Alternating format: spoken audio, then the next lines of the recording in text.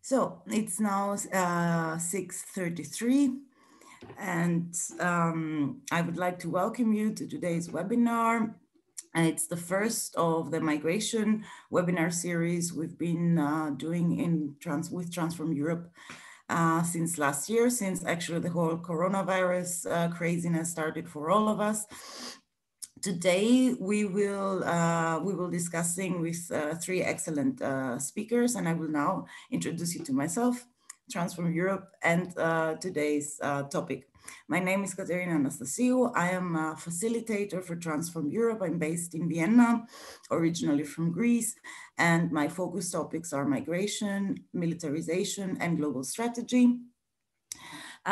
Today, I have asked three wonderful people who we're gonna get to know in a couple of minutes to discuss about the nexus, the intersection between the politicization of migration, far-right ideologies, and fake news. Why should we discuss about this topic? As most of you know, fake news and the speed and the strength and the weaponization of fake news have been influencing politics, not only in Europe, but all over the world. We have actually far-right politicians that capitalized in this situation, beginning from Trump, but also in other parts of the world, like in the Philippines or Brazil. We know that since 2016, Europe has more or less continued and enhanced the militarization and securitization of the European Union. And at the same time, this came hand to hand with the securitization of the migration discourse. There were particular narratives framing people coming to seek protection or a better life than they have in the home countries, framing them as invaders, as a threat to the European security. And this hasn't just happened on the level of politics, it also had a lot of help by fake news campaigns and similar misinformation campaigns and spreading around the continent. The first person that I would like you to listen to is a dear colleague from Sinistra 21. Sinistra 21 is one of the observers organizations of Transform Europe. Again, a reminder for those of you that don't know us, Transform Europe is a network of over 30 organizations around Europe. We are the official political foundation of the European Left Party. And our main office is based in Vienna, but we have colleagues all over the continent as well. So Fulvia, a researcher from Sinistra 21, has taken upon the task to study a particular striking and important political case of misinformation and fake news campaign in Riace. She will tell you more about the case of Riace in some minutes, but perhaps to start the situation, I would like to remind you that Riace was one of the most positive paradigms of inclusion processes around Europe, and the end of the mayor that made sure to enforce this positive paradigm ended quite abruptly during the Salvini participation in government in Italy. So without delaying any longer, and also because we're about to discuss a lot with each other and get a lot of information, get out your notebooks and pens, and I would like to ask Fulvia Teano to turn on her camera and mic and take over. Thank you, Fulvia. Hello, everybody. Thank you, Katerina, and everybody who's participating. I'm a researcher representing Sinistra 21, which is an association dedicated to a variety of economic, political, and social issues regarding workers and disadvantaged classes. I've been working on in the last year and also in the next year. I've been working on a project called Global Compact versus Local Impact, the self-valorization of migration labor, Riace as a paradigm, where we introduce the topic, and next year we're gonna develop it even further. So today I'm gonna do a brief introductory presentation on fake news and migration, why they are relevant, what are the counteractive measures adopted at the European level, but also locally and regionally. And I'm going to speak also about the case of Riace. So the first slide, I think Katerina is going to share the screen.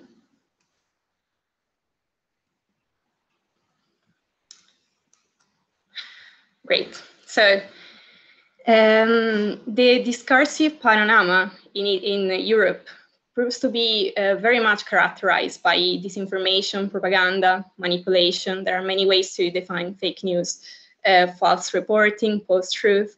They can be broadly defined as deliberate attempts at and the distortion of news, the use of filtered version to promote ideologies, confuse, so discontent and create polarization. So why are fake news produced? Mostly there are, the motivation can be twofold. First of all, financial, by converting fake news going viral into revenues, but also ideological, as we see they often, they are promoted by particular ideas or people or even political parties that aim at discrediting others, creating polarization, going as far as hindering normal political discourse. So we see that many Europeans, about 80% or more, believe that fake news is a problem for democracy and also in their country. Also, Spain is considered the country in Europe where fake news is most frequent. Also, we see that with the recent migration crisis, there are many routes to arrive to Spain, both the Atlantic and the Central Mediterranean one. And also we see that fake news are mostly shared to social media. So for instance, the average Facebook interaction for a fake news in English is 3,199 clicks. So fake news has been a very clicked word on Google. In fact, we see how the trend from 2004 and 2020 has been exponentially growing, in particularly lately, also due to the coronavirus situation. So why are fake news important? They not only hinder the news credibility, but also journalism credibility and legitimacy. So most often in social media, where the source is often perceived at distance or difficult to find. So now we're going to speak about fake news and migration. So the presence of fake news and disinformation related to migration underpins mostly European far-right political vision and political discourse on international migration. Media have often framed migrants, and in particular refugees, as a threat, linking them to concerns on the loss of control from institutions and portraying them as a dangerous invasion, as a foreign and perilous other. So we see that there are three specific axes in the discourses that connect migration to security. First of all, the association of migration with criminality. Second of all, the connection with illegal benefit of the welfare system, public services and social provision. And thirdly, the connection with social instability as a result from cultural and religious convergence. In particular, we see that with refugees or migrants coming from a Muslim country, there are many fake news linking them to terrorist movements or attacks. So the main narratives that we find in media are, first of all, the one of exceptionality, for which there is the necessity to adopt exceptional measure to answer to it, supposedly only temporarily, even though we know that the migration crisis is going on for more than a decade in Europe. And so a situation without control is created, and the need to answer it with exceptional means is adopted. In particular, we see the policy of walls of the European Union, and both on the land and on the sea. Also, the problematization narrative, in which we see a binary construction of migrants either creating or having problems. So discourses on migration seems to always focus on problems, either from the right press, which underlines the problems that immigrants create, and also from the liberal press, which emphasize the problems that immigrants have. Also, the narrative of inclusions versus exclusion or othering. So we see the dichotomy between the Western civilization and the barbarous foreign civilization. So we see that the language of inclusion and exclusion creates categorization, either on gender, on class, or ethnicity. And more often than not, migrants and refugees are object of discourses that problematize them, and on the other hand, legitimizing policies and practices of exclusion. Also,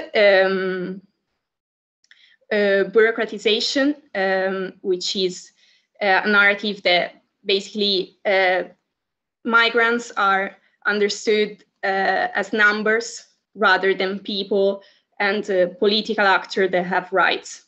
And finally, the victim villains, which is also a gendered narrative, because often women are represented as vulnerable and in need of care, whereas men are represented as dangerous. So all these different narratives leads to a negative attitude toward migrants that may activate stereotypical cognitions of migrant group and even influence vote choices, as I mentioned earlier. So now I'm going to speak about the case which I've been working on in the past year, which is the Riace model. So what is the Riace model? Basically a system of acceptance of migration implemented by the municipality of Riace in Calabria, southern Italy, which went through a very complex and contradictory process. So Riace basically started in the late 90s when precisely in 1998, when about 300 Kurdish refugees landed on the coast of the village of Riace, which was going through an immigration phase. So many people from Riace were leaving it because it was on the periphery. And on this occasion, a man, Mimmo Lucano, decided to found an association, Città Futura, which had the aim to promote a series of initiatives directed at combining hospitality, local development, and the recovery of cultural heritage and traditions of the region. So in the first years of the activity, the association invested resources in order to be able to obtain the allocation of numerous houses that were abandoned by the citizens of Riace to give them to the migrants. So to create a widespread network of hospitality, which was later called the Riace Village. Many resources then came from the European Union in Italy, and overall it was a success. Lucano in 2010 ranked third in the world mayor, and in 2016 he obtained the 40th place on the list of most influential leaders in the world, compiled by Fortune. So when did this all changed? When Mimmo Lucano was suspended as a mayor of Riace and arrested on the charges of aiding and abetting illegal immigration in 2018, when the Ministry of the Interior was under the responsibility of Matteo Salvini. So following his arrest, the integration project was closed and the city became once again underpopulated. And the judicial charges of Lucano were later found inconsistent and based on conjectural and presumptive elements. but nonetheless, he received also a very ferocious political attack from the then Minister of Interior, Matteo Salvini, which resulted in cutting funds and kept Lucano in exile and basically suspended the project. So we see that in the last years, Riace became very much an important mediatic case in Italy. A large part of national politics and mainstream media promoted a sort of crusade against the political person of Riace and, of course, the project he represented. So he was discredited, and mostly through the fabrication of fake news. For instance, the accusation of arrangements of false marriages between Italians and migrants. Also, fake news on his municipal electoral campaign and the results and his judicial process.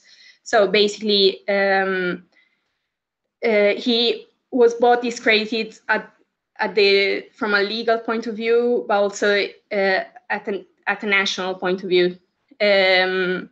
We see that Riace in itself, what Lucano created, represented another idea of Europe, not perched on the policy of wall I mentioned before of the European Union and on the imperative of the national community. He fought for the respect of the specificities of the territory and the human rights of refugees. And in fact, he obtained prestigious awards and worldwide fame, but still the project was shut down and ended very, very badly. So I'm gonna now speak about the countering disinformation strategies. So there are different initiatives that were developed in the last years because fake news are very much part of today's media. So for instance, there have been different programs, as Katerina mentioned earlier, and since 2015, the European Union has developed an high-level expert group, also disseminated a code of principle and a service strategic communication task force. There have been many critics on this approach. Some of these initiatives have been focused on Russia and the Russia disinformation campaign.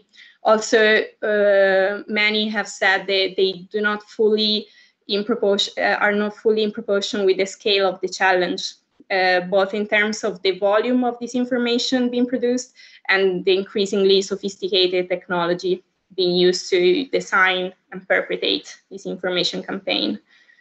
Also, alternative solutions are legal ones. So we see they go from banning outlets to prohibit anonymous sources, even though these are often criticized as they would restrict freedom of speech and information. Some other initiatives are self-regulation measures by media giants, for instance, Facebook, Google, which consist in filtering this information and cutting financial resources of outlets. Also, we see fact-checking portals, which we're going to speak later on also with the other participants. Fact-checking can be defined as a journalistic practice based on a posteriori confirmation of information published by media and on the verification of the statement made. Also, there are many strategies on countering misinformation. For instance, the formations of agents and initiatives that involve the broader population locally. Overall, the most important tool in countering disinformation is always media literacy and education through many different initiatives, also fact-checking portals, and the organization do this. And for instance, also this webinar can be considered part of it, I hope. So now I'm gonna introduce one of the speakers. So today had joined us a representative of Tenerife Antirrumores, which is an anti-rumors, anti-fake news strategy, part of a bigger one located in Tenerife called Juntos en la misma dirección, which is about managing cultural diversity and coexistence. So now I would like to give the word to Daura. Hi. So the first question I would like to ask you is, well, first of all, presenting a bit yourself and the organization, and why do you think that combating fake news is relevant today, and what is the connection of your organization to fake news, and in what ways are you battling them and the consequences of this? Okay. Hello, everyone. I'm really pleased to be here as a representative of the Tenerife Antirrumor strategy. I started in this, I'm a journalist. I have to say that is also important also for the work I'm doing for the strategy as a member. I started in 2016 as a result of the training of anti-rumor agents. It was in 2016. And well, the Tenerife Antirrumor strategy is one of the 9 thematic groups of Juntos. Now we call it, we changed from Juntos to Juntas, so it's Juntas en la misma dirección strategy. We started in 2013 working on awareness raising, training, and the development of actions designed to combat prejudices, stereotypes, rumors, and fake news that affect people of other origins and cultures. The anti-rumor strategy was conceived in Barcelona, the general strategy, within the framework of the Spanish network of intercultural cities. It is that is linked to the Council of Europe. There's also the intercultural cities in Europe. I don't know even outside Europe, but I know that there's intercultural cities network in Europe. So we are part of the Spanish network. This strategy focuses on the construction of new narratives linked to migrants, ethnic minorities, and cultural diversity in general, achieving a direct impact in the prevention of racism, xenophobia, and discrimination, and highlighting the value and richness of cultural diverse societies. So since the beginning, Tenerife Antirrumor strategy, since 2013, has developed activities framed in three different lines of action. Trainings, like I already said, the training of anti-rumor agents. We have trained 99 people. We hope for 100 people in the future, at least. It's a joke, but we are doing more trainings in 2021 for sure. And also we do awareness raising workshops. Another line of action is awareness raising campaigns. We have done, I think, 7 campaigns up to date.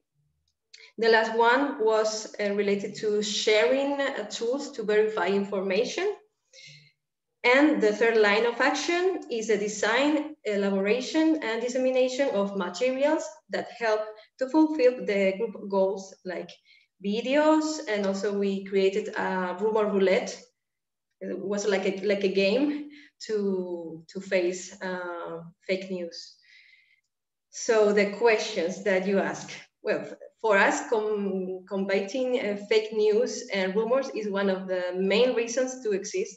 If not, it's like the reasons to be for the group as a strategy.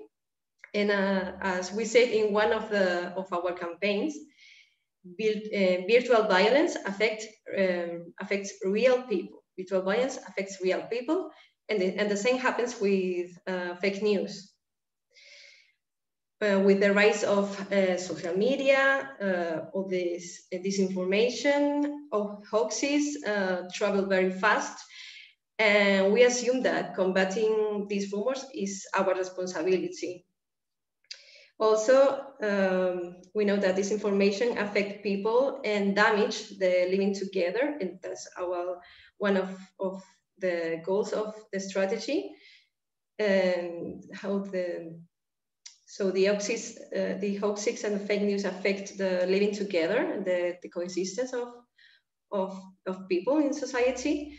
So facing and combating the fake news is one of our goals, to prevent racism, xenophobia, and discrimination, but mainly to build new narratives that exposes the value of cultural diverse societies, and in the respect of our rights, that's very important. Our rights is the rights of everyone, of all the people. We are located in Tenerife, in the Canary Islands, and we are part of a bigger strategy that is Juntas en la misma dirección. Juntas en la misma dirección is together in the same direction, the meaning of this name. It's a strategy focused on working on the coexistence of the cultural diverse society, which uses social participation as a tool through the creation of spaces for joint construction between people of different cultures, religions, origins, and let's say different ways of thinking. So that's more or less what we do. And sadly, nowadays, with the rise of far-right movements, far-right parties, and also I think that as a result of the isolation that we are, and all the fear that we are facing with the crisis that we are involved now with the COVID-19, all these fake news are developing, and they share and spread very fast. So we thought that it was a time when we need to do more things about it. One of the things that we did was as I said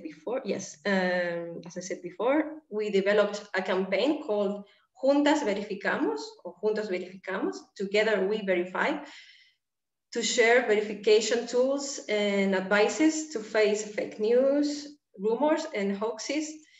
And we did this campaign in 2020, last year.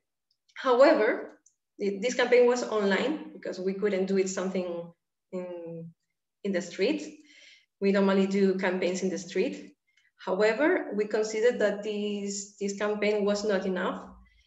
We were really worried because of the situation here in the Canary Islands with the pandemic crisis. Together, we see the increase of migration coming to Tenerife. Well, not only to Tenerife, to the Canary Islands from the African coast.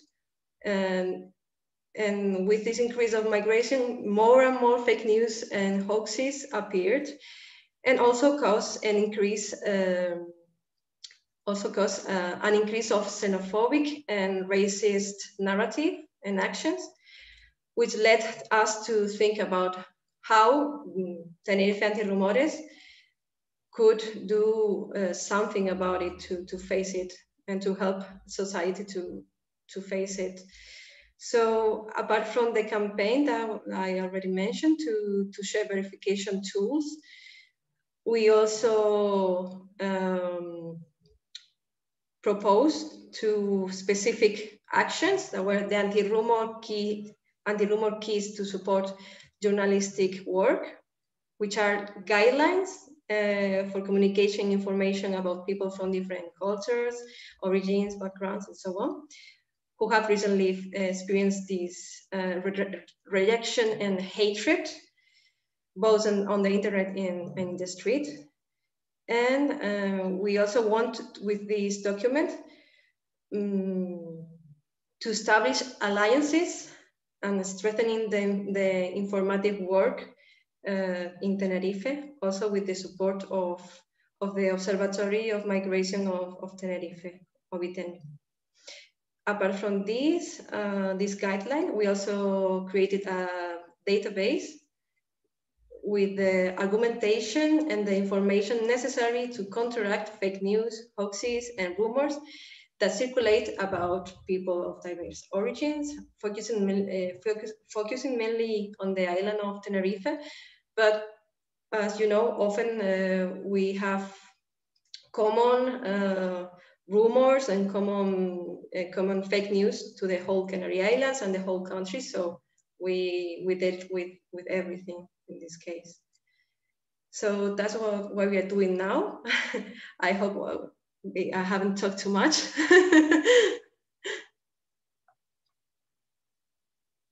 Thank you very much, Daura. Thank you. Thank you for your first presentation. We're gonna get back in 5 minutes, I guess, or so. I would like to introduce to you all also Fivos.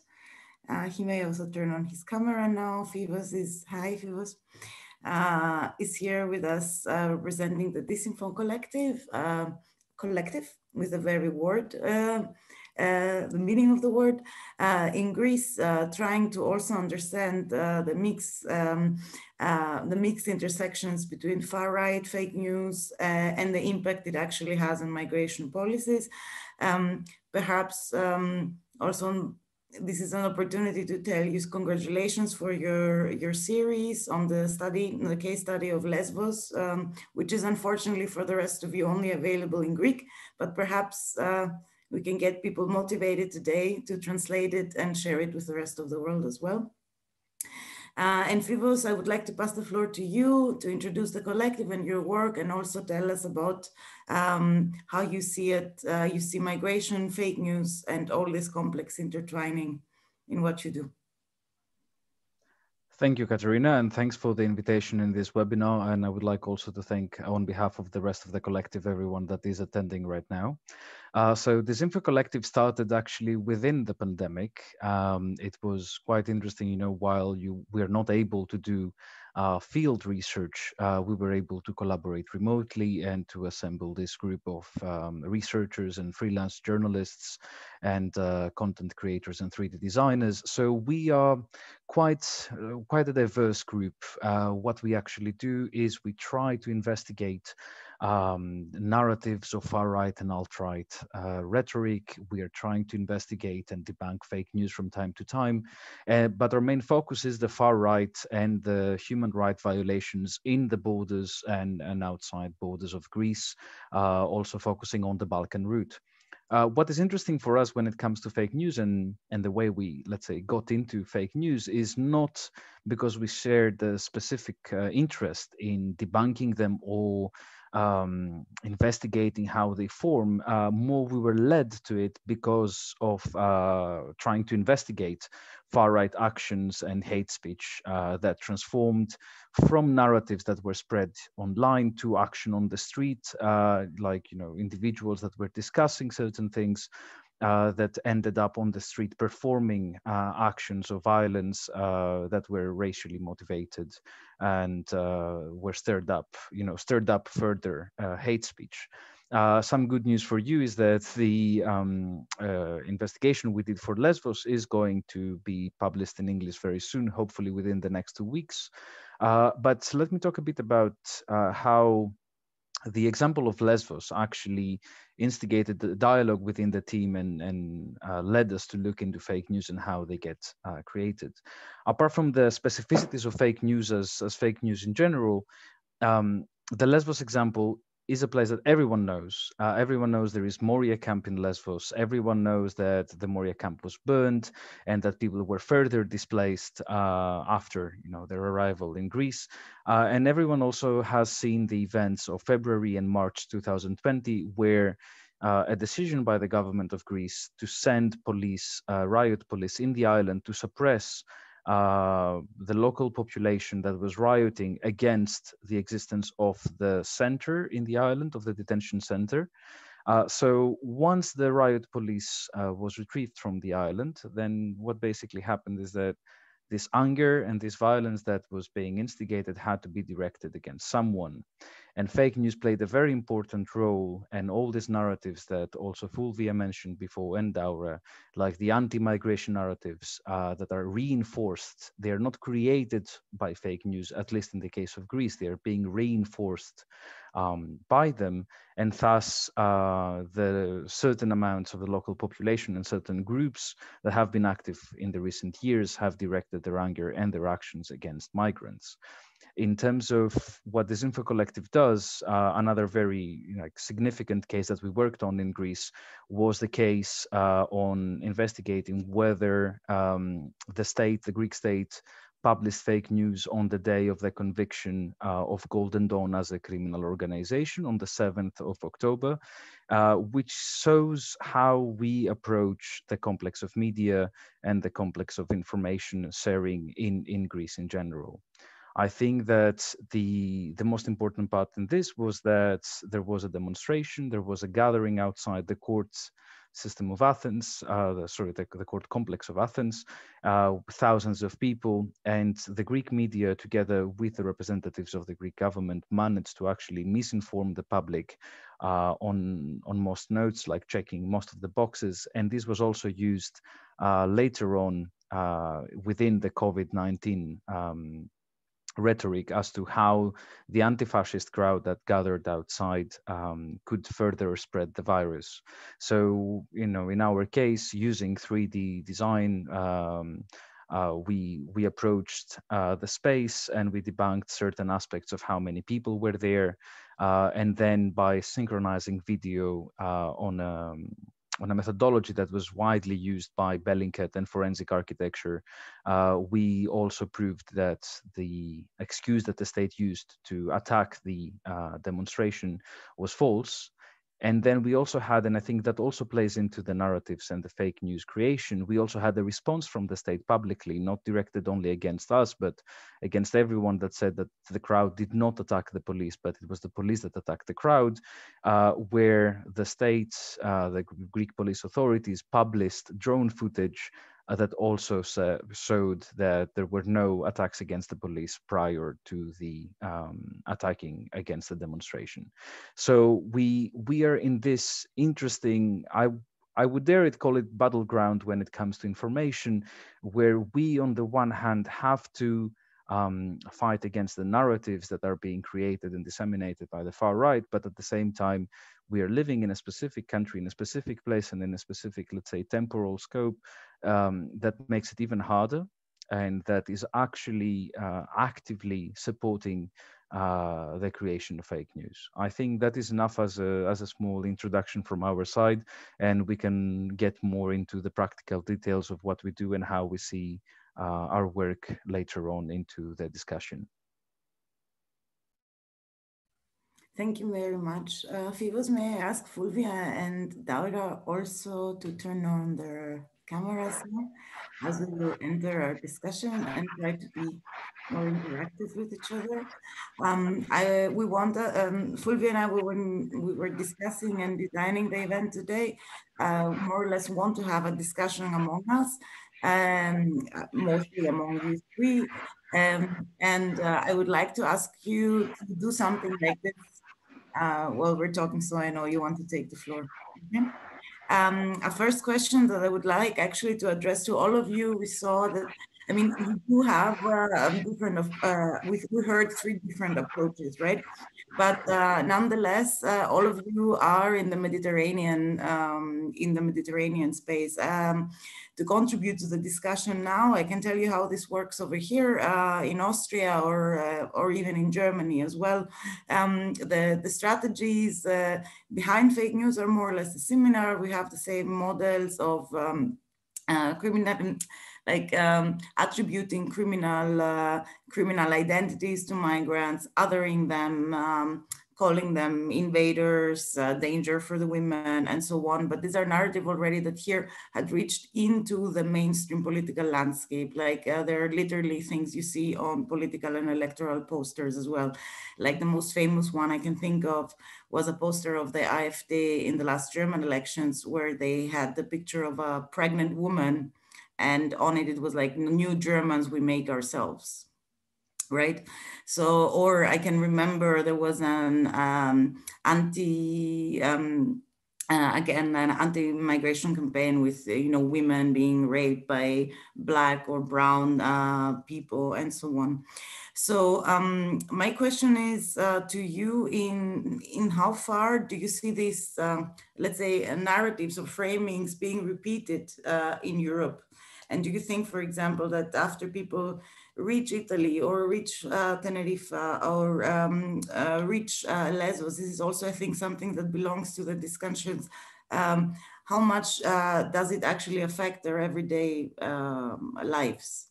At least for the case of Lesbos, we heard now from Vivos that it escalates up to physical violence. And how do you counteract this? Any of you wants to take the floor? First one? No? Who is the bravest? I will say yes, Fivo, come on.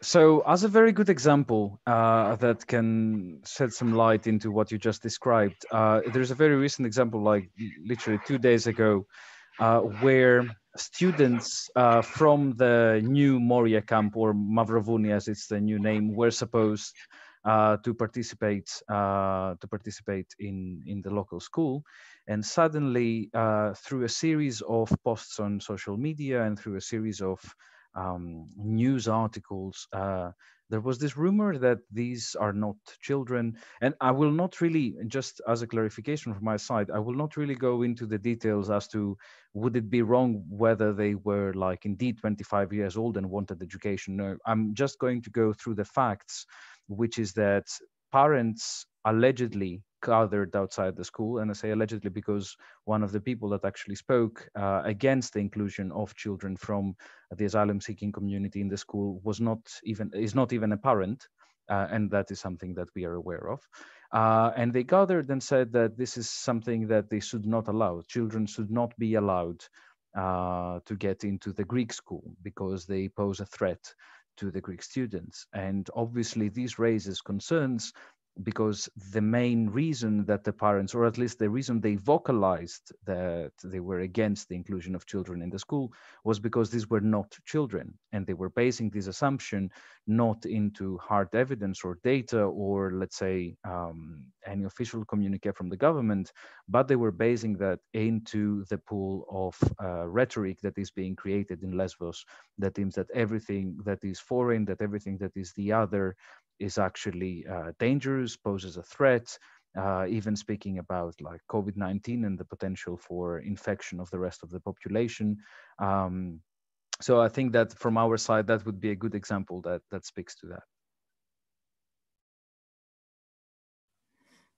Thank you very much. Daura, would you like to go ahead?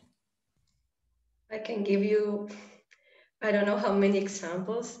You don't know if nowadays in the Canary Islands we are part of the Atlantic flow of migration. Like so, after all the control that the Mediterranean is now facing, it's terrible there. So the escape was crossing the Atlantic Ocean. And not only people are dying in the sea, but also when they come here, first they are living in campsites in the street. I mean, it could be in the land. And now it's winter, it's been raining. So it's like in Lesbos, let's say.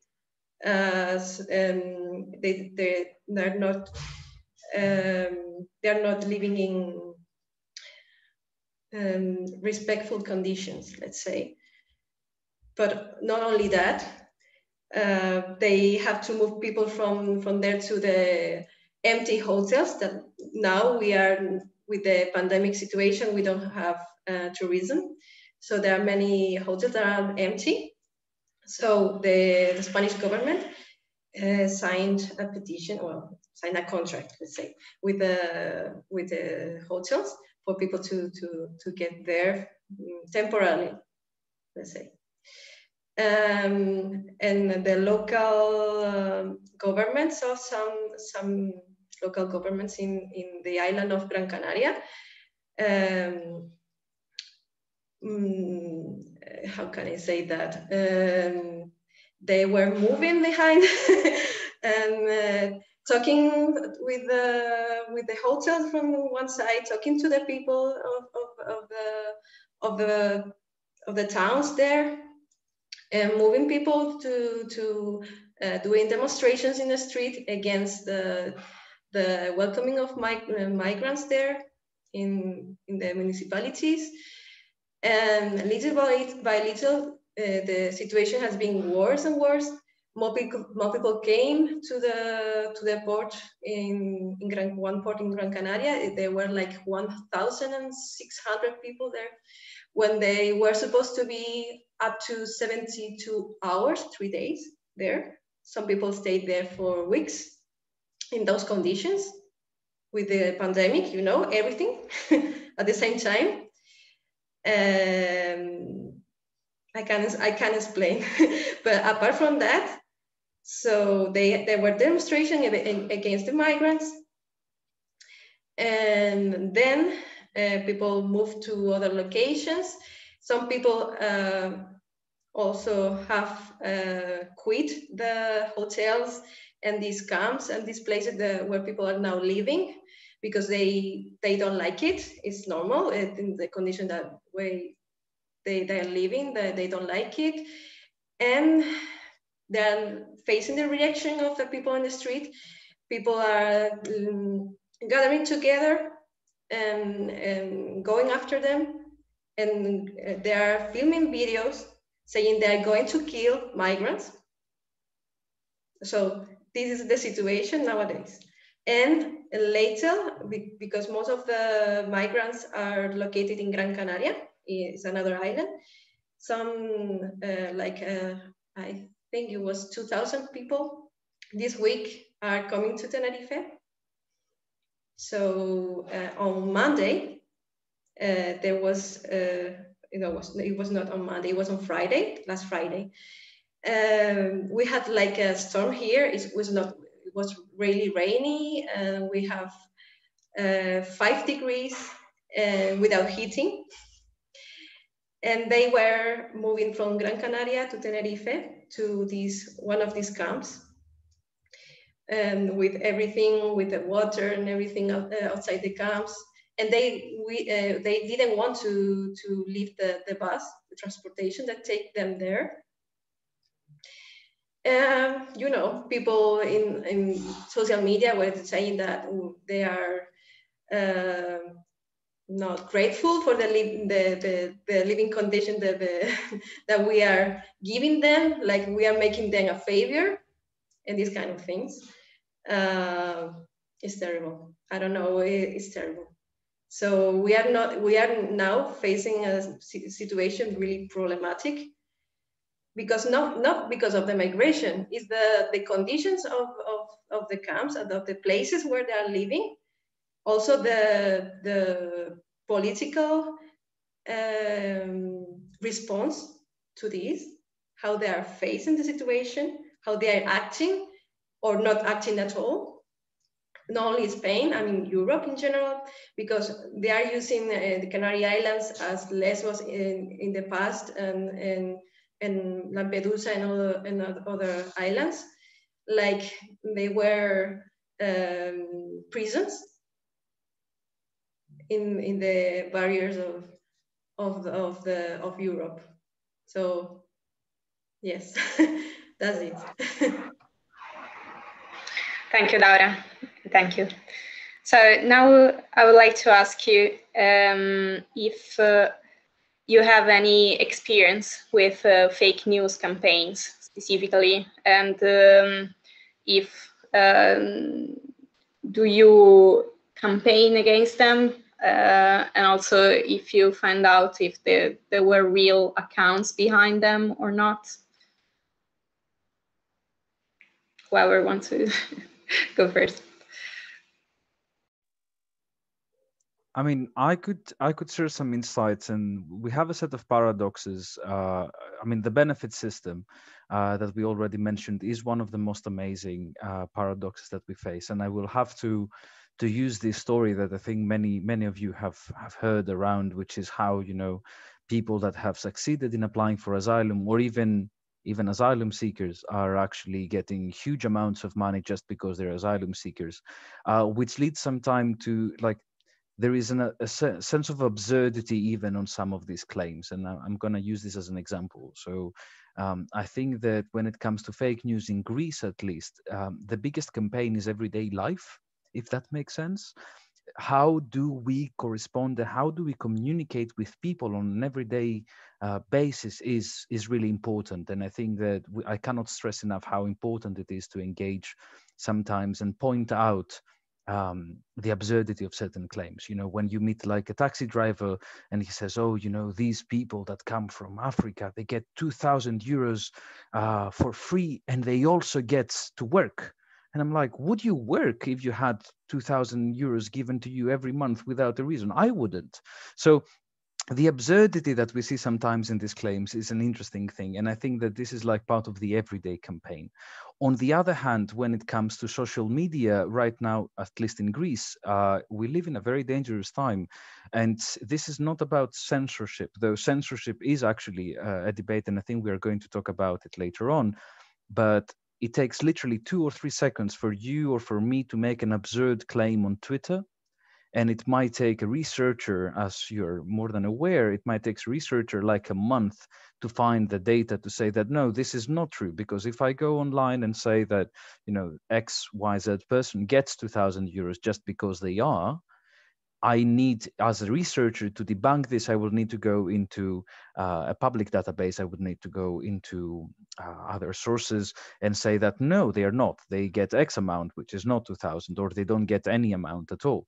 And I think that this is right now what we see in Greece, at least on the social media landscape. We see many accounts on multiple social media, either complete like trolls and bots that do not really care to be consistent and cohesive with what they say, or some people that will promote a specific narrative up until you actually fight this narrative. And when you do, they will just divert and they will use like horseshoe theory, whataboutism. They will try to stray away from the conversation. They will try to attribute you to a specific group or to a specific political party or to a specific, you know, minority or a specific language or race, just to not interact with your arguments. So what we see in Greece is a huge amount of bots, for example, on social media, or for users that support fake news consistently, attacking specific investigations, attacking specific news, without really providing any counter evidence. And we've seen that since March and February, and it's getting now to an alarming rate.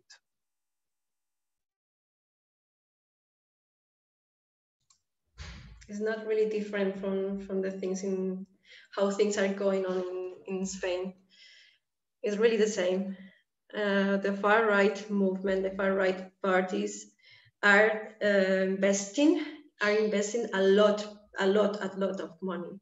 When we say a lot, can be, I don't know how many euros there, because they have bots. There are people that are acting like bots, and it's not like one people, it's like hundreds of people working, and this has been researched.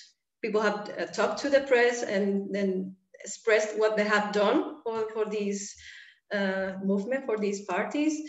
And not only that, when you do your work and you do your research, they try to create another line of to face it, and another lie to is incredible. So mostly what we do is as the colleague said, it was like everyday action. When you, for instance, in my case, I do a lot of these kind of things on WhatsApp groups. When they share these fake news, these videos, and disinformation. So everyone can do something about it, but it's true that we need more strength. Because one people or one small group as us or one strategy alone cannot counteract on something that is really, really big, and there are a lot of money to do it. So they don't mind if you can do your work for a small group of people, but they are trying to reach society through social media. So sadly, we have to do more.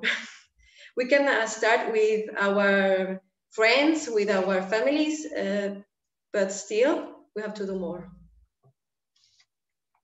Thank you very much, Daura and Fivos. Perhaps to pick it up from there, I mean, what you also said, Daura, it is pretty obvious that there is a lot of money behind such campaigns, and you can see it by the extent of the troll armies. You can see it by the speed in which narratives change to accommodate the latest fast checking. And of course, I can imagine being active in this field. It must be very frustrating, also feeling a little bit like Sisyphus, but still.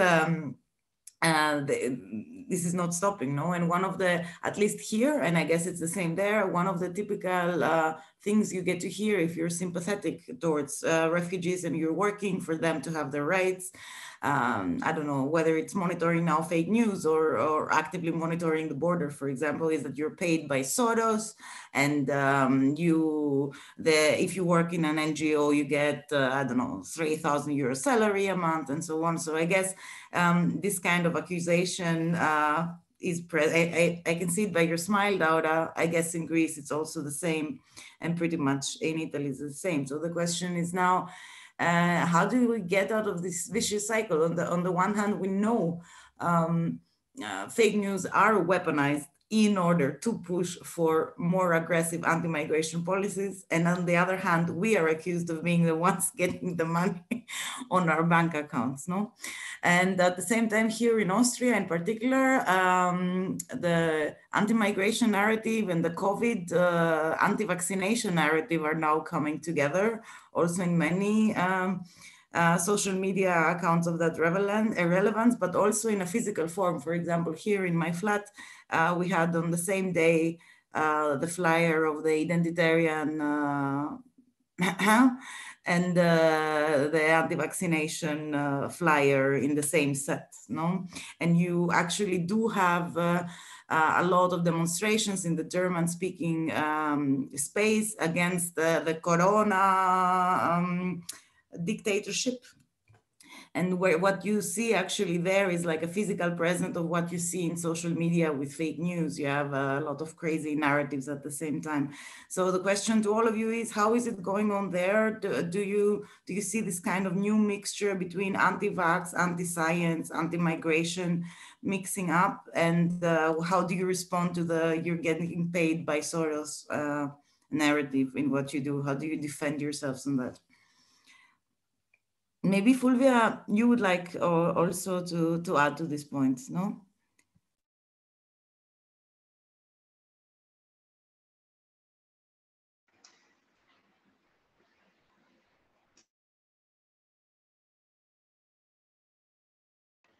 Yes, okay, sorry.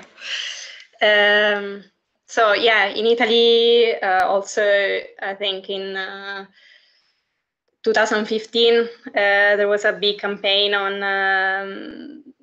the 20 euros a day that migrants were getting, and also the free hotels, etc. And yeah, I think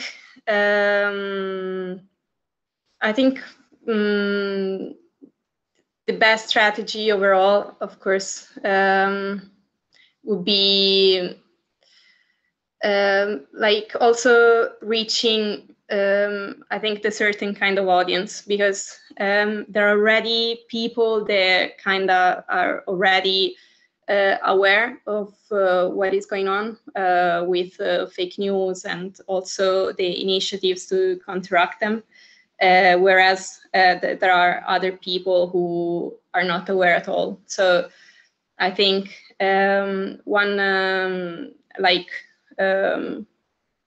one proposal for the future would be to like reach a broader audience as possible. And also regarding vaccination fake news, I think they're gonna come right now, like if not they're already there, they are, but they're gonna definitely increase fake news on this topic, and who gets the vaccination first, and all of that. And also locally, the vaccination is getting managed in different ways in different states. So the specificities are different, but overall the thematic will be the same. And I think there may be also like direct action at this could be like having like a section of, let's say, fact-checking organization, or even from the EU, to work directly on this topic rather than, and as well, getting the way to spread these countering campaigns as far as possible, reaching people who, because I think there are like kind of people who already are aware of anti-fake news narratives and organization, people who are openly against and work on fake news campaigns, and people in the middle who often are left to their social media and what they encounter. So I think that kind of audience in the middle would be the first to reach and to sensibilize about these topics.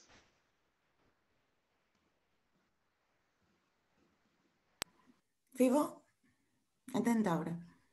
So I wanted to start with two, I think from my side, interesting remarks on this. So when we speak of fake news and we speak of social media, I think that this is not a method, this is the result of a method.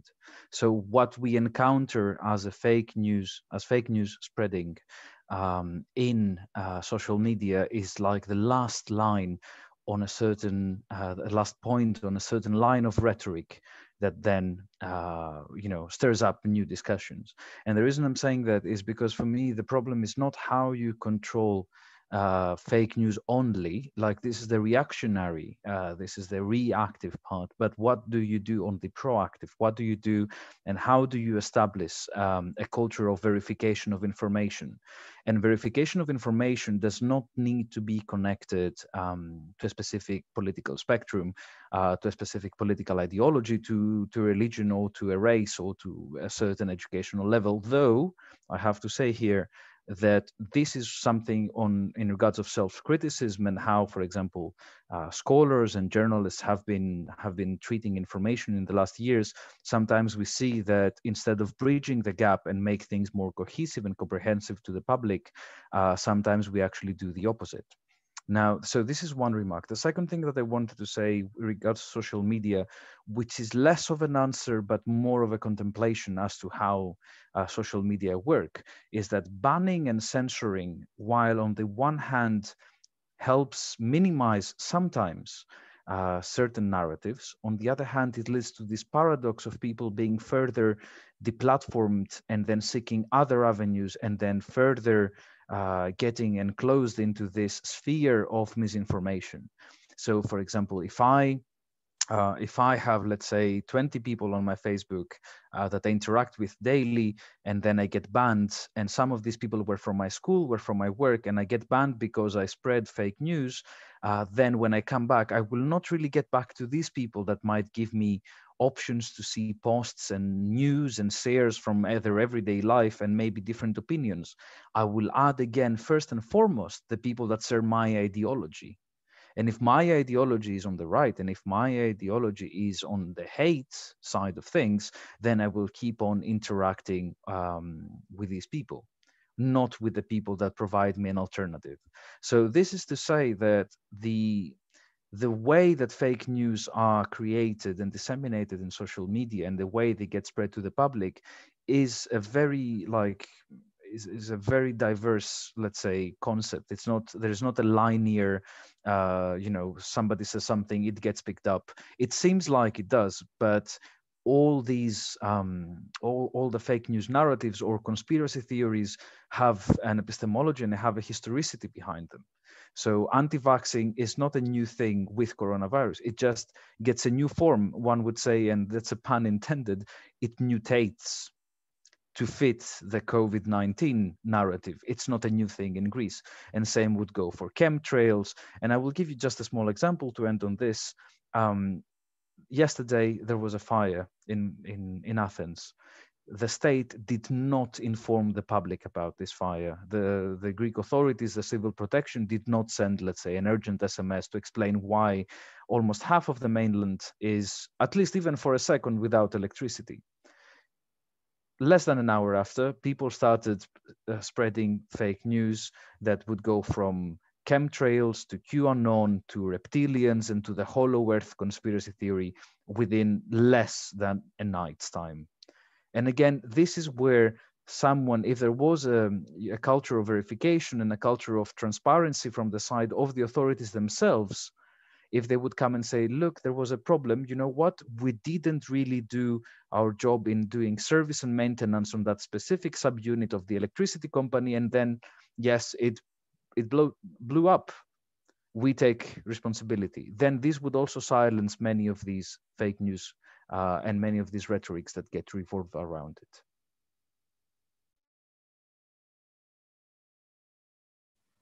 Daura, thank you for your... Yes, we have seen in Spain as well as in Germany that I don't know how do you call it in English, that we call it here médicos por la verdad, that is like physicians for the truth. Yes, I think something like that. So this is now established network, but as Fivo already said, is something that started in the past, and now we are connected through social media and these kind of things.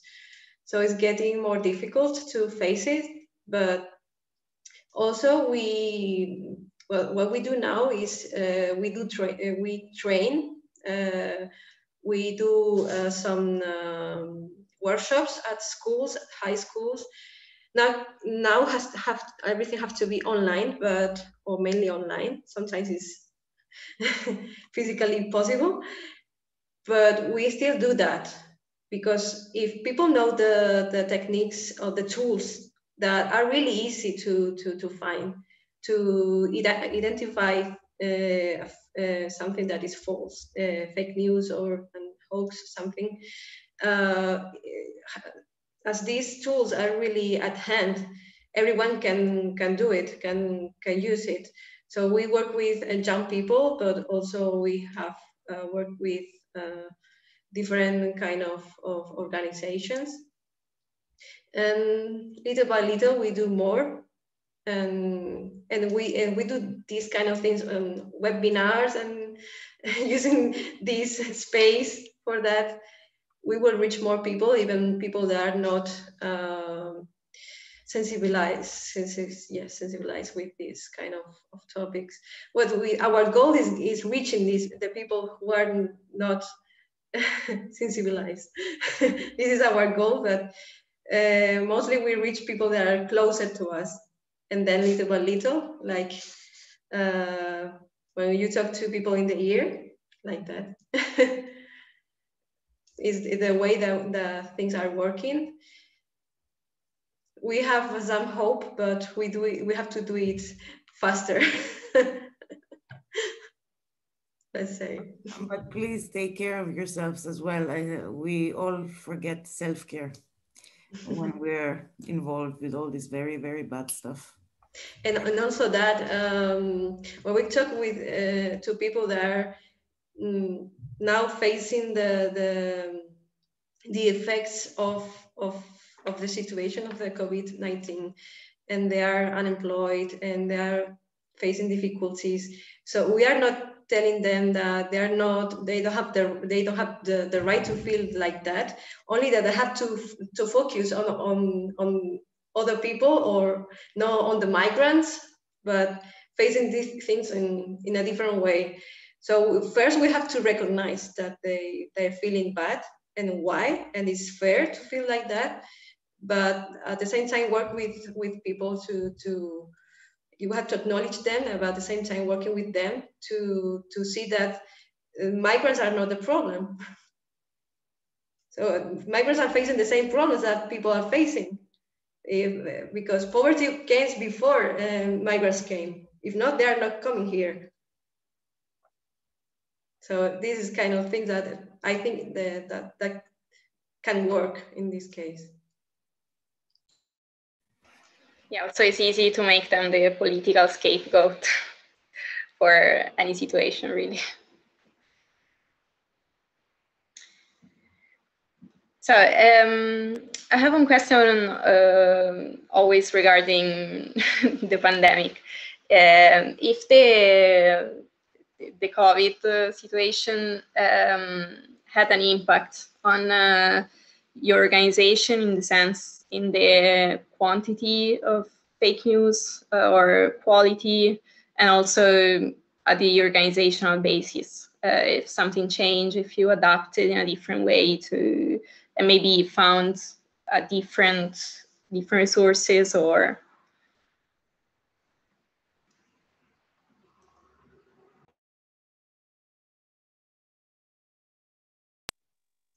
I mean, from our side, if I can, I can, on behalf of Disinfo, we actually don't know how it is to work outside the pandemic as a group, because we were formed within the first lockdown in Greece. At the same time, I think that it gives you, as I said in the beginning, it gives you potential to work better remotely and to actually spend more time in front of your screen and actually go through social media, which means that eventually you will uncover way more material than you were hoping for or expected. On the other hand, it also, and that's a common ground for everyone in Greece, and that includes both researchers and the public and everyone, and citizen journalists and citizens in any form, and in any, let's say, status of citizenship, is not having access to the field. And I think that this is what makes everyone very suspicious, and makes everyone very much afraid.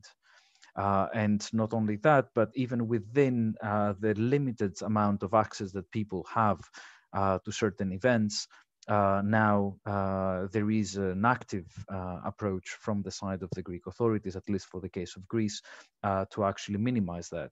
We've seen, and there's an example that I remember, we've seen a video where a woman is filming the police beating up a young guy. We don't know the reason, but definitely violence was unjustified because he was not armed and he didn't resist, as it can be seen on the video. And then when the police asked the woman to stop filming, and she said, but I can film, I have the right to. And the policeman said, no, you don't. The law says you don't. And she asked, what law? And he said, that one, without naming a law, literally said that one. So we see that this is, people have even less information as to how they can react to these situations. The rule of law, if I can use the term, is bended in such a way during the pandemic that it makes it very difficult for anyone on the ground or online, the way we see censorship on social media right now, and specific, let's say, political affiliations in terms of concepts and ideas being banned or deplatformed, quite the opposite ones from the ones that we would expect to. I think that this has a toll very much on our work and on the work of our colleagues and partner organizations and individuals. this was a discussion we wanted to pass on anyway. Talk about we wanted to talk with you about all the debunking platforms, but also the self-censorship of big media, like it happened with Trump now and Twitter, and what you think about that, particularly because also journalistic researches about the actual banning pop up right now, and you kind of see that it is relatively more likely to get banned as a left organization than if you're a hater or a conspiracy theory maniac. So that's, I guess we should enter this, and I see there are already 4 questions in the Q&A box. So maybe take a look and we can take upon them as well. Another thought that I would like to leave with you as a person that has experience working in solidarity with migrants and refugees, there are always 2 kinds of fake news we have to combat, at least the way I'm organized. On the one hand, we have the fake news campaigns that are in many cases politically motivated. But we also have, due to something you point out, Tufivos, due to lack of transparency in information, lack of transparency in numbers and so on, we have a lot of misinformation also circulating among refugees. And this is something we can almost not counteract, also because of language barriers. And we saw it particularly just before the pandemic, for example, where there was a situation, again, escalating in the Greek-Turkish borders with people trying to cross.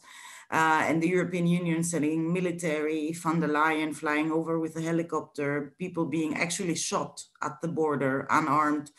It was a situation like this where it was also very difficult to react because we had no linguistic access to these people. So perhaps also some ideas with that. And if providing accurate information to refugees and migrants that are hosted in different countries is also part of the work that has to be done, because governments don't come up to that. Perhaps Daura, you want to take the floor first? Well, I wanted to answer also to Fulvia's question. Then I think I have to remember everything you have said. It's fine, it's fine.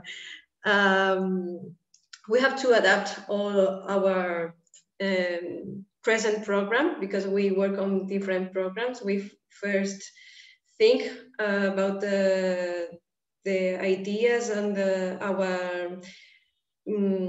the group of people we want to reach.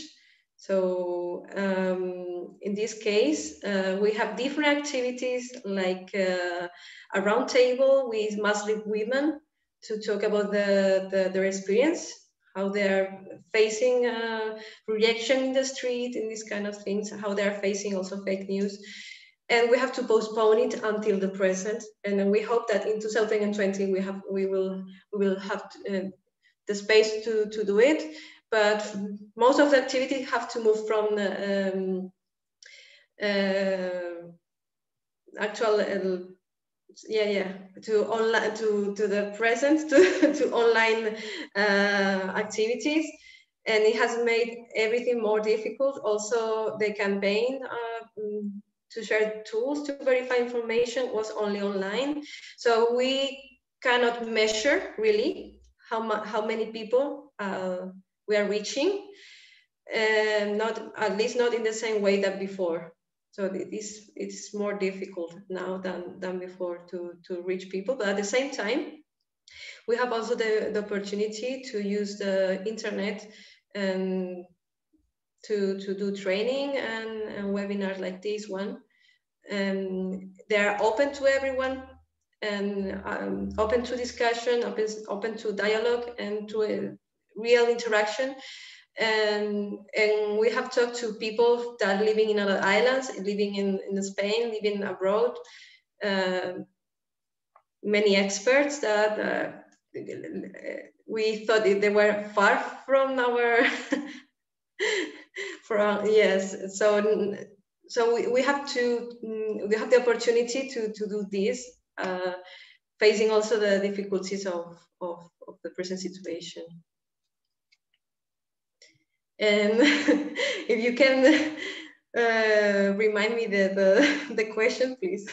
I just asked how if you also encountered this fake news spread within the migrant and refugees communities, if you consider this in your work, and yes, I think this was the main point and the main question I wanted to make before. How do you deal with this?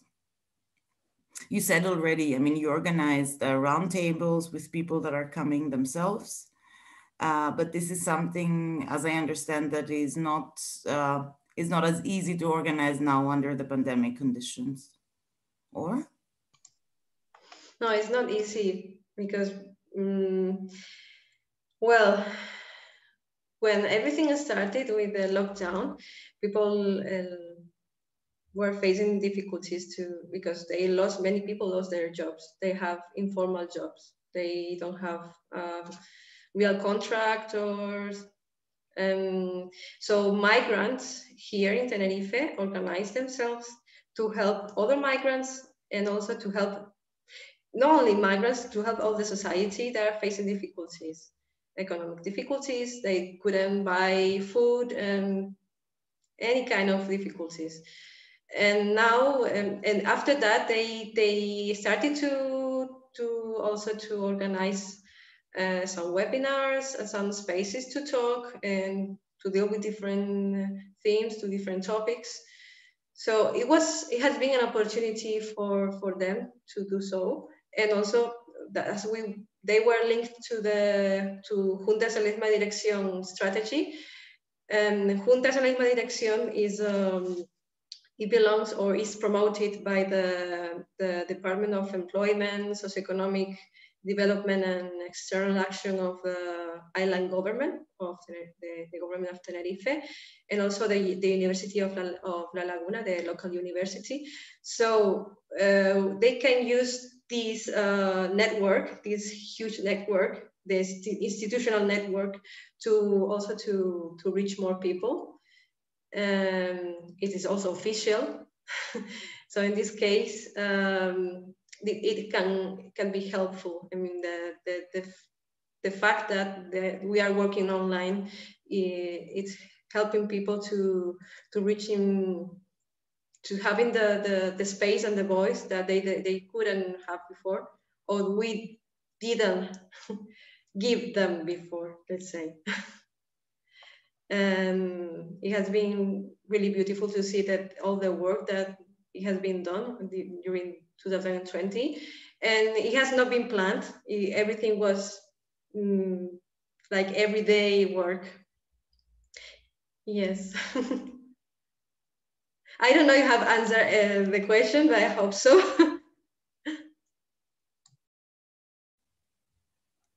Fivo. I mean, from my side, and I will not really focus on what Disinfo, like on Disinfo's work on this, but more as an activist in terms of the first lockdown specifically.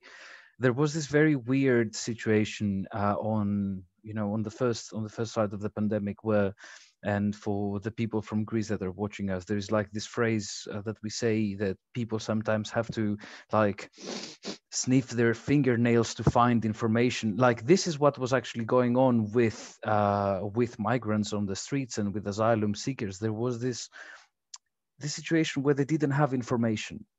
And I find it very interesting that within a pandemic that is portrayed as a medical, is a medical issue, the main problem for people on the street, like this, the very second after the medical thing, was information.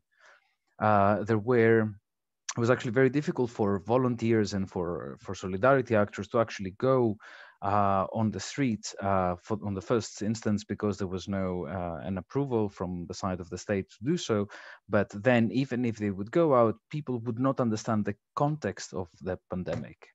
They would not understand how they should react to things. They just because somebody is living on the street, that doesn't mean that they have or they wish to have interactions daily. Some people, they don't. And there were people without information. There were people that were asking us, so what's going on? Like, is there something I should do? Am I in danger for being on the street? The city went on lockdown and people did not have any information. I think we are slowly getting out of that. I think that slowly people are getting back on the streets and are getting back on demonstrations and informing minorities and informing vulnerable people. And I'm really glad to say that despite of these governments and the previous government's actions in Greece, people have still maintained certain social movements and certain social actions of support and solidarity, which are very important also within this present day. Last thing, when it comes to the like our work, I think that we are not really focusing on someone specific. Um, and this, as general as it might sound, there is a reason behind it.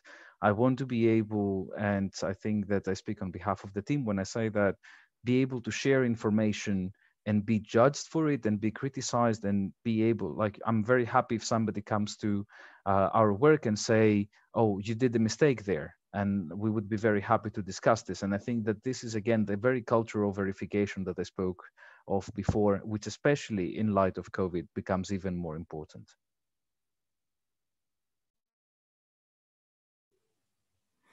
Thank you very much, Fivos. I would like to try to start taking the questions from the Q&A box. There are 4 of them. I guess the first of them we almost answered, but the question concretely is on the strategy that Daura described before, pointing out the universality of human rights and why it is important that they're also accessible to everyone and not only to the local people of a country. And the second question would be if those fake news narratives have influenced the living and working conditions of migrants and non-migrants. Both we've touched upon, but perhaps we can talk a little bit on these 2 questions a little bit more focused. Fulvia, would you like to take the floor first? Because yes.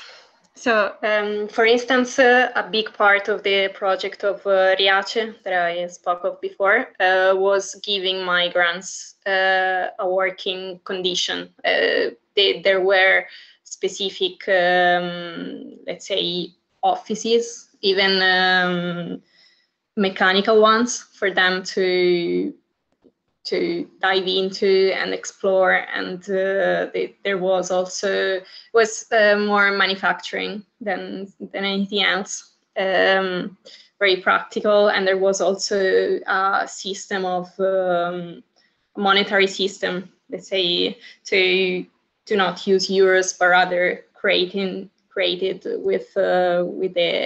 within the association itself to help them establish their own autonomy eventually. So regarding fake news and the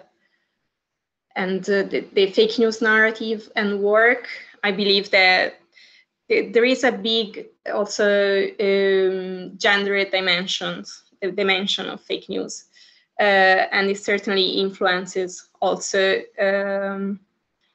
the stereotypical way in which migrants are represented, and often we can see that reflected on migrants.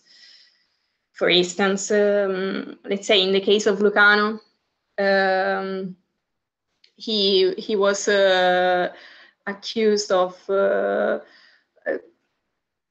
having a close relationship with a migrant that was a prostitute, and of kind of selling her to give her in return the nationality, Italian nationality, and to sell her to an old Riace citizen. So I think they are strictly interconnected, and also they just kind of create the whole stereotype of women and male, and like, as I said before, one of the main narrative we find in the fake news and in the media is of having the female in need of care, let's say with child, and instead, and like unable to kind of express herself because she just needs care. And on the other hand, the male, which is just seen as a Brutus that needs to be feared. So both stereotypy, of course, in the end, discredit the person. And so I don't know if Daura wants to add something. Yes, because also seeing what we have done in the past, I mean, the strategy, Tenerife Antirrumores, we deal with what we call participative communication, that is based on horizontal and participative planning and creation process, where all the participants are active and contribute to create new frames or new narratives of reference to transform their realities. So what we did was what we called in 2016 dialogic laboratories to generate creative and consensual answers to the challenge of reframing in this case, because it was 2016, the refugees crisis into a solidarity response or message, let's say. So these laboratories are based on the construction of proposals following awareness raising and sensibilization patterns or guidelines. So we created a space of dialogue between scientific research, personal experiences, social intervention, these kind of things, everything together. And the final result was the identification of five methodological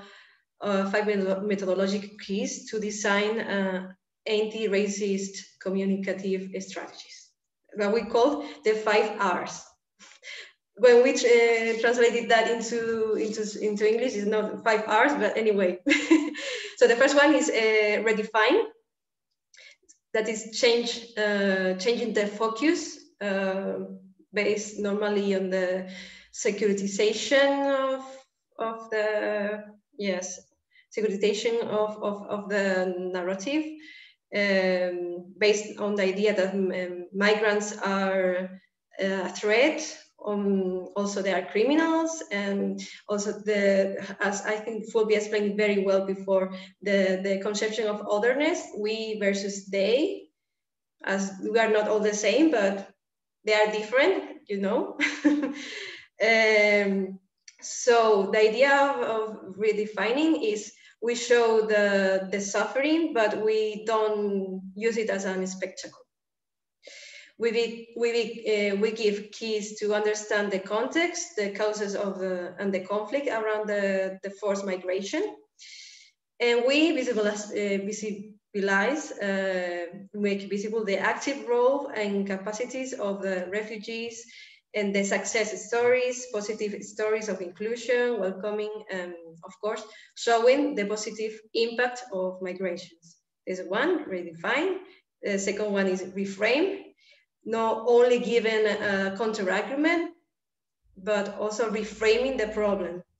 Instead of dealing with the cost of solidarity, people always say that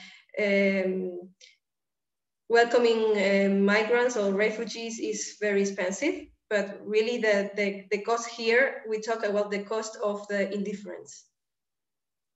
Defending the idea of a society based on human rights for all. Replacing the security approach by the humanitarian approach. And so with that, the security approach dehumanizes us. Third one, rehumanize. We name and give visibility to the people's stories and their capacity of action, and leave the migrants the space to talk by themselves. That is very important. This step is very important because it breaks the radical division between we and they to show that we share a common ground, and also to demonstrate the diversity and complexity of the people's identities. We try always to reduce people to homogeneous kind of people, they are all the same. It's not, people are people. We are all different. It is the same in every culture, in every context. The fourth one is dealing with responsibility, with being accountable, taking responsibility. So we underlined the co-responsibility of the facts, analyzing with criticism the role of Occident in the humanitarian crisis, avoiding blaming the victims, giving keys to intervene in the everyday context, and creating channels for people to participate. In this case, we can participate in our activities, but there are other channels to participate. And we train people as agents of solidarity. We train people as agents of solidarity communication, showing that everyone can contribute in their local context. And the fifth one, the last one, it's something that I already said, is recognize. We try not to stigmatize the negative attitudes, but we legitimize the fear and the suffering of part of the society that are facing nowadays. It was in 2016, and we can see the parallelism now with the COVID-19 situation. So we acknowledge the needs behind their feelings to talk to them. So that's the 5 steps that we think that are very useful to deal with this situation.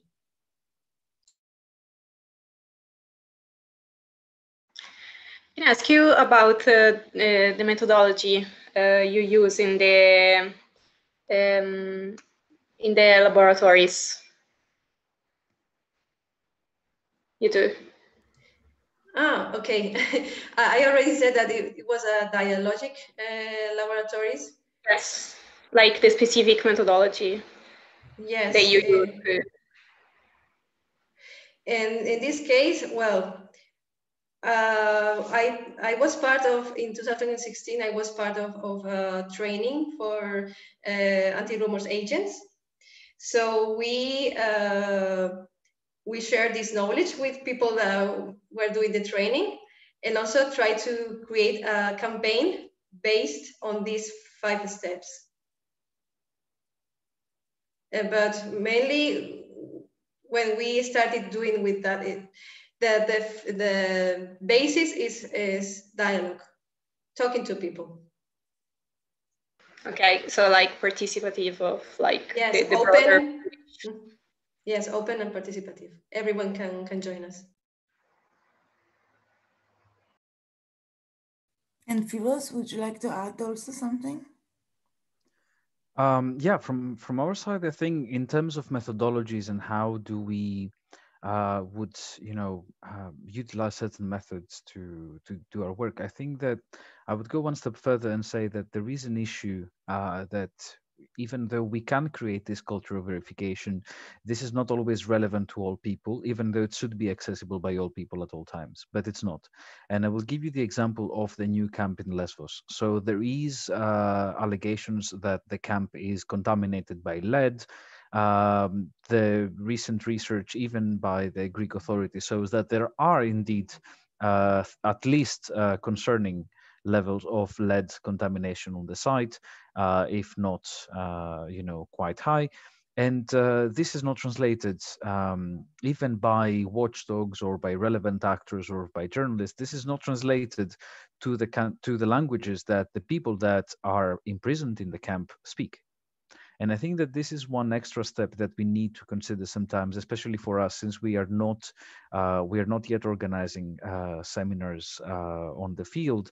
But on the other hand, it should be a main focus also for outlets. We cannot speak of inclusion without really looking on how we can make information on all levels, including journalism, including access to information available to people like that. either, whether it is in written form, whether it is in audio. We see an ever-growing culture of inclusion and accessibility on certain sides of the political spectrum, or on certain sides in society, but we do not really see that when it comes to asylum seekers and displaced populations. And I think that this is one thing that I feel the need to highlight. The other thing, when it comes to methodology and to whom we address, and also to touch upon the other question on the chat about credible sources and how can you find credible sources, I think that this is the bet we have to win here. We are not addressing our work at anyone specifically. We want to make it open for as many people, and if possible, make it in layers. So if you want to spend 5 minutes with it, you can get the gist of what it says. If you want to spend 10 days with it, you can still find more stuff to investigate that we haven't investigated, not because we don't think it's important, but because you can never exhaust and put a truth claim. And the last thing, also in regards to the working conditions of migrants and non-migrants, which I would call displaced populations and local, one would say, populations, is that fake news and misinformation affect their everyday life, and also the attempt to debunk fake news affect their daily lives. And this is something we have to be very aware of. Just to attack and create more stir up more violence, even on a verbal way, that can also have impact. To go out and put truth claims and truth statements coming, let's say, from the authority of truth is also a very dangerous method that should also be approached and tread very carefully. Because we wish to make information and to verify information with the local community that is willing to do this process, not necessarily against it. It's one thing to combat far right and hate speech online and violence on the streets, and it's a different thing to try and verify information. Thank you. I would like to go back on the topic of censorship versus freedom of speech. So beforehand, I introduced this topic speaking about legal solution to disinformation, even though really I think it regards all kind of counter fake news strategies, because in the end there is always how do you do it? How do you counter? What is your strategy, and how do you block the fake news? And so in particular, well, regarding the legal one I was speaking before, there is an example, which is that in France in 2017, I think, around 2017, when Macron was elected, he pushed a bill to stop posting fake news during election periods on social media and the internet, which became very controversial because, of course, and criticized because it was perceived as restriction of freedom of speech and information. But also, as Katerina said before, these regards the recent episodes of social media bans from Twitter, Facebook. Also, very recently, Trump was banned even for YouTube and everything. So I would like to speak with you about this dilemma, kind of like, how do you really fact check, and also in the end, who fact check the fact checkers?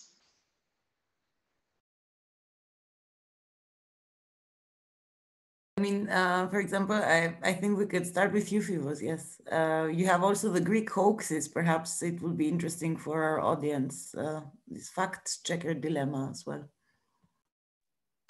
So touching upon the two main platforms that people use in Greece, actually two of the three main platforms, and that would be Facebook and Twitter, we see quite an interesting set of examples here. So when it comes on Twitter, There is a very famous hashtag in Greece, which is called anti-report, which has been used by many collectives and organizations to report on struggles, on everyday life, on demonstrations, on anti-fascist action and anti-fascist narratives.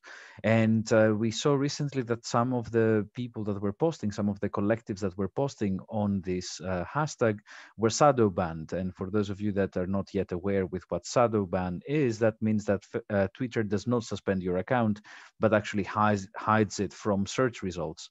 On the other hand, we see a very big amount of trolls and bots attacking the hashtag using irrelevant information, or making fun of the people that actually post, which is actually against the regulations of Twitter. Interestingly enough, back I think almost a year ago, when the QAnon conspiracy theory was getting like mass attention, there was a huge amount of K-pop fans that stormed the QAnon hashtags. So disruption of a hashtag creates in this case a double standard, and I can tell you wholeheartedly that I'm very happy that K-pop fans ruined the day for QAnon fans in the US. But on the other hand, I would really prefer trolls and bots not to be involved in spamming the anti-report, especially on the middle of a demo. So if you ask me, and that's my personal opinion, I am not for banning people interacting with a hashtag. If you can always block someone, if they don't use, obviously, hate speech, that's a different thing. Now, when it comes to the fact checkers in Greece, we have Hellenic Hoaxes. This is the official fact checker. They have done some mistakes from time to time. I don't know enough about them, and to be honest, I don't think that anyone really knows enough about them, apart from speculation and an allegation that has been circulating for some years that they are former military that are, consisting the team. On the other hand, though, we see fact checking, we see Hellenic Hoaxes putting the claim that something is false under many articles. Yet I know profiles on Facebook that we regularly monitor that are full of these articles, and they don't seem to bat an eye that there is a claim underneath. And the same would go for like President Trump tweets. Twitter would flag it as false information, and yet still people would retweet it. And it became a fuss only when Twitter actually suspended the account. I think that that's something that will develop in very interesting ways, or very dangerous ways in the future. I don't think that there is anyone that can put a truth or like a truth claim and maintain this absolute authority of being the fact checker.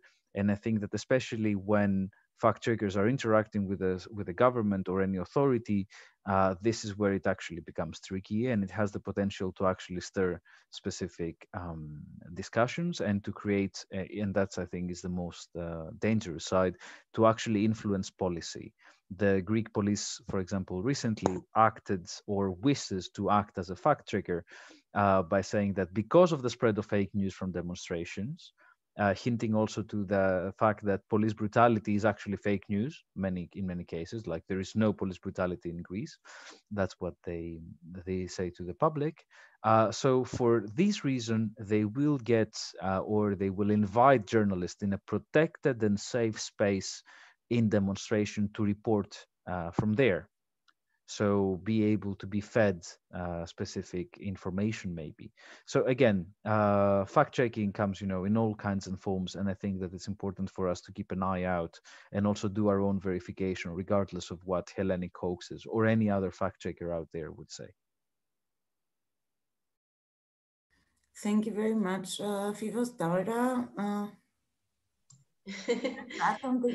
I don't have much to say in this answering this question. Only that we have fact checkers in Spain too, like Maldita.es.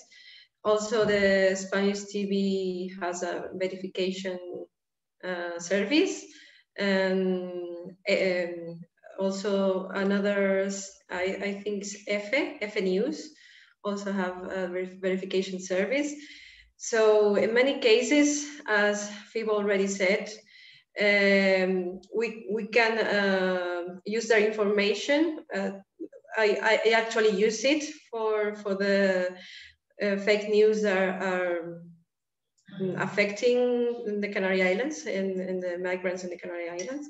But we also have to check the fact checkers, because they are people, and they can also, even if they verify with the institutions and the government and everything, there's still some things that they are not completely true, but maybe some data is not completely true. But most of the time we have seen that almost everything it has been checked. Thank you, Daura. And Fulvia, maybe also on this topic, but also extended it to the European Union, because there is a question as well in the Q&A. You talked also in your presentation about the Stratcom and how the European Union is dealing with this. So perhaps you could take the floor. Yes, so I spoke already briefly in the presentation about the fact that the European Union has different initiatives starting from 2015 onwards. They've been criticized, as I said. They're not perfect, they're a bit unbalanced and probably not enough for the issue at hand. Recently, the strategic committee I spoke before, including there is a new kind of brand for the EU and disinformation called the EU versus Disinfo. Being part of this brand, they led the EU effort to counteract COVID-19 related disinformation.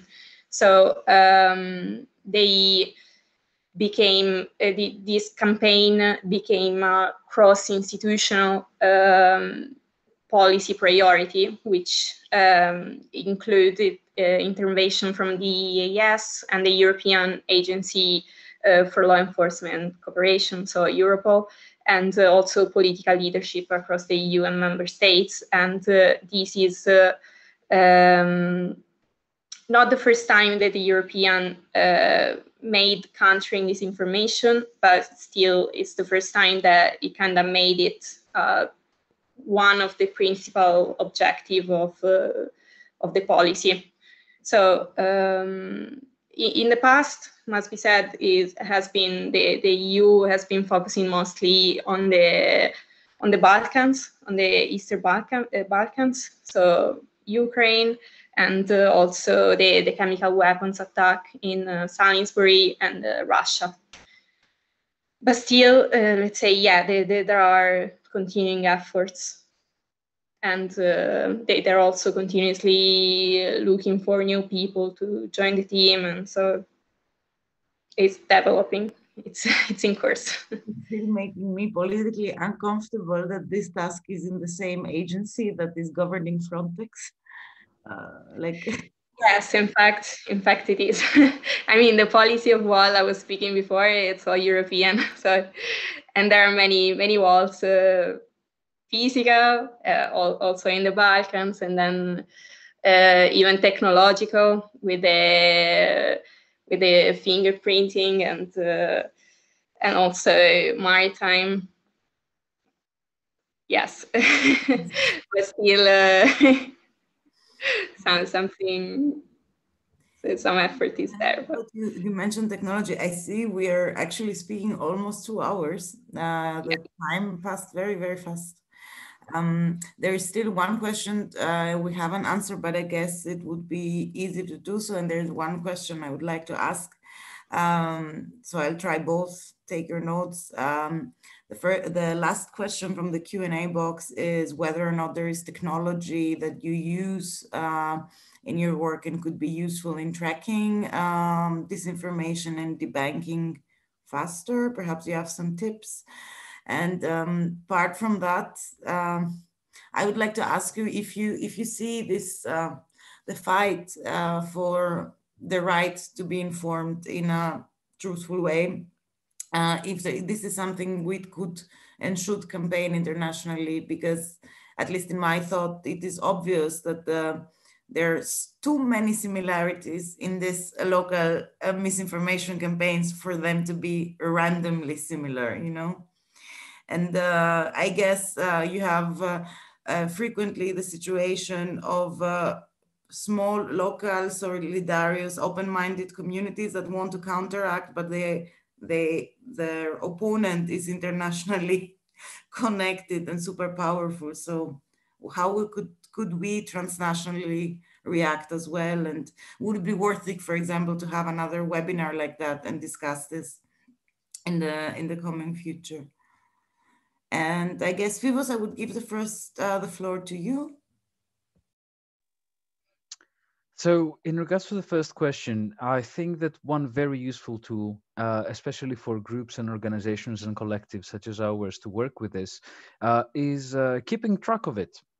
I think that this is a very useful tool that everyone can do. I mean, if you're really interested in combating misinformation or be super informed as much as you can, and again, you can never be fully informed, right? Like, especially in an era that we are bombarded by information on every stage of our daily lives, from the moment we wake up to the moment we sleep.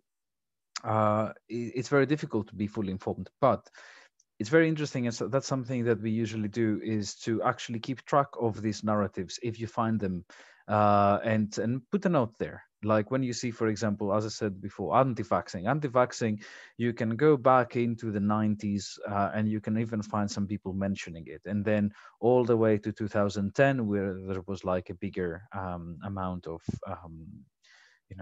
people and groups of people on social media speaking about anti-vaxxing, and now it's back again today.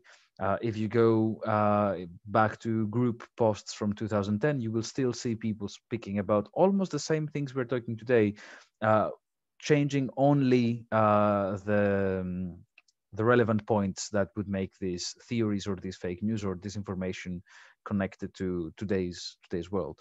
I think that technology is something that can be very useful in keeping track of this. Services like the Web Archive are amazing in order to also find the traces. Reverse image search is also something very powerful as a tool. On the other hand, we have to be aware that technology is something that we do not control in terms of verification that leads to the extent of surveillance has the potential to damage the very people that seek to do verification. And that's something that we have to be very aware of. The other thing, and I think the last thing on that question, is databases. You have access as a citizen, especially if you are from the European Union and let's say countries that have Freedom of Information Acts, and I'm sorry, I'm not aware. I'm aware that this actually stands within the EU, and it also stands in the US. So basically, you are able as a citizen to request information from your state. Do that. You are allowed as a citizen to call out journalists and researchers and say, like, where did you find this information? Don't try to combat what they say. Try to see the evidence and the proof that they would bring along, and then try to verify it or not. And I think that this is very important. I think that calling for information is a transnational strategy, is something that we can always do. And obviously it cannot affect on the small level the things like, maybe we cannot influence the opinion of a neighborhood or a group of people, but it can actually influence policy, and that maybe can also lead to further verification culture being created.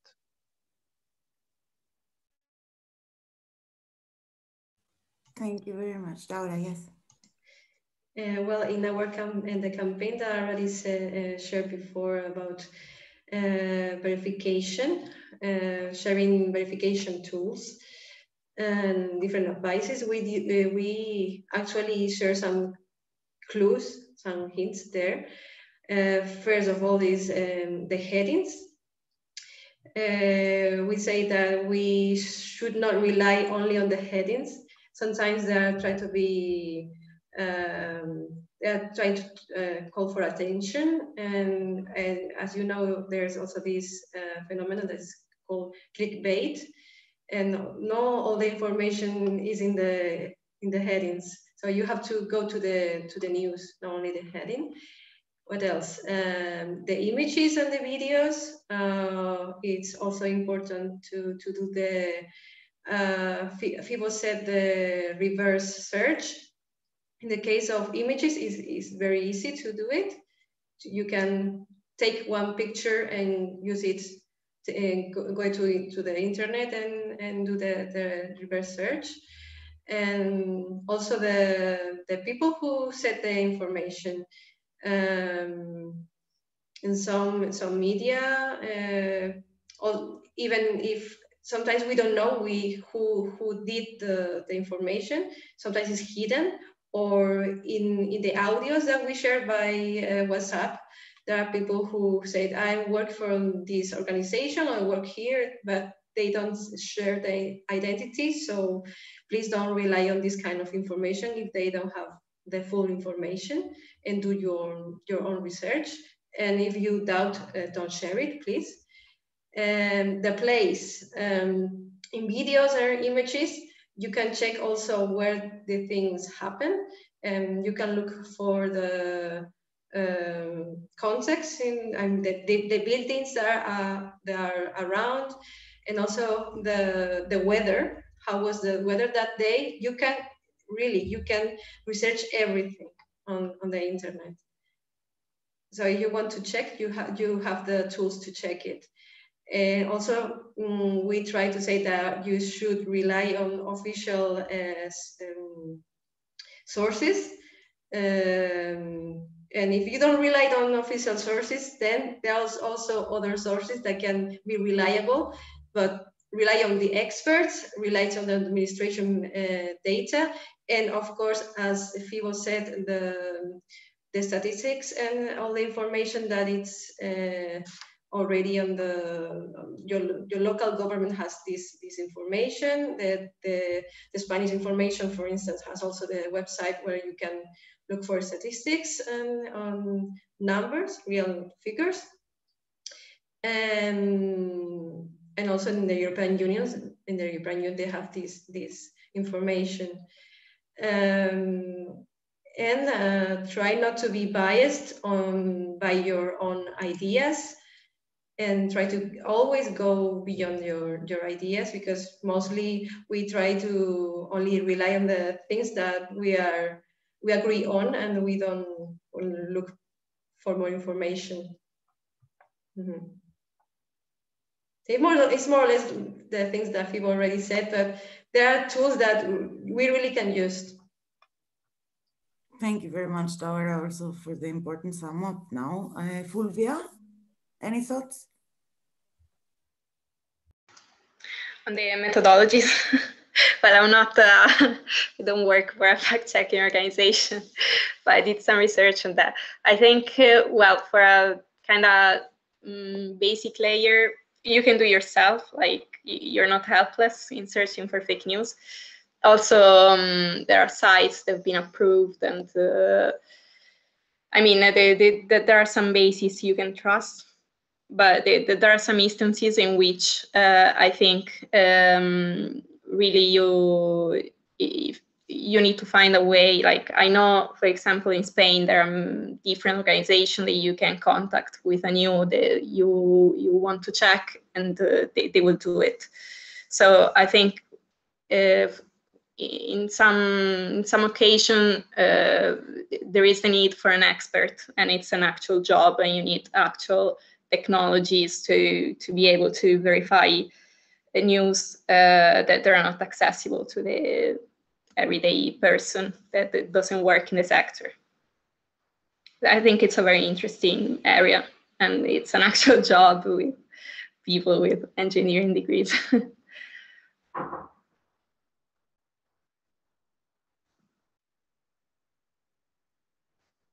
Okay, I think Kat's video, it's lagging a bit. No, now you're here. Yes, okay, sorry. I don't know if, I think I'm stuck. No, can you hear me? Yes, we can now. Okay, you are frozen in my screen. So, okay, you're here again. Yes. You here again, it's okay. now we have passed the 2 hours. I am sure we could talk another 2, but finally we have to come to an ending. Also, a couple of people from the audience have left us already. It's Monday and it's 8:30 here in the evening. So it would be time to say goodbye. And I would like to warmly thank you for taking the time today. And I would like to ask if you have some final words you want to share. And I hope we meet again and we get to do stuff together.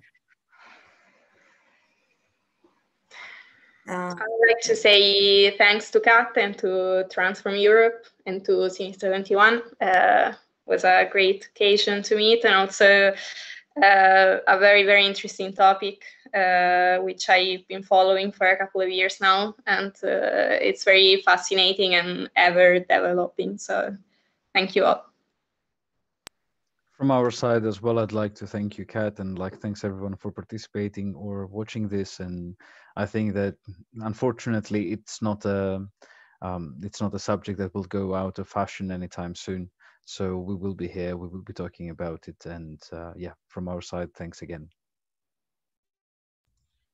Yes, I would like to thank you, to thank Fulvia for the invitation, to thank Transform Europe for the invitation, to have this opportunity to share our work, and also the participants to be there and to ask questions and to make them questions, because that's the beginning of reversing the fake news, going beyond and answer the questions. And I really appreciate this space, and I hope we can have more opportunities in the future. Thank you.